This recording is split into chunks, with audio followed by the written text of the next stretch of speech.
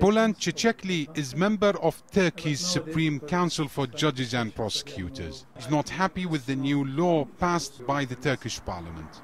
He becomes a specially authorized minister, having excessive powers over the composition of the High Council, over the members of the High Council, over judges and prosecutors. With all these changes, you got a system which puts the separation of powers into the rubbish.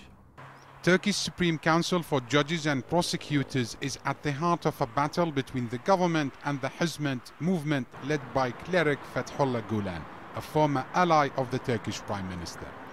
Gulen's followers are said to have influence over the police and the judiciary. The government blames the group for leaking a corruption scandal in December to bring down the government of the ruling Justice and Development Party.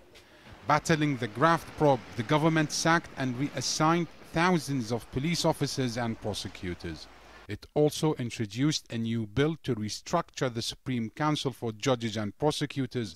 Parliament approved it in a stormy session last week.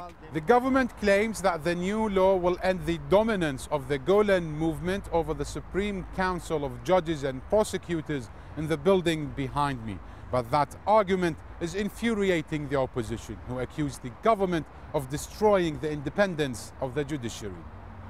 Emine Tarhan is a former judge and an MP for the biggest opposition party.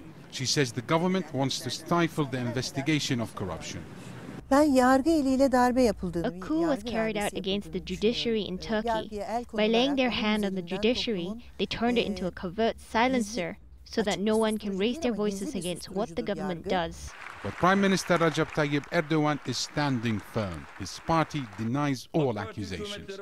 A senior member of the ruling party says the case is exaggerated. The problem is not the independence of the judiciary, which is not able to stay impartial. The judiciary in Turkey is working on an ideological structuring. Our intention is only to make the council work and make the state function. But the controversy and the power struggle is likely to go on and is only harming the image of Turkey. Omar Saleh, Al Jazeera, Ankara.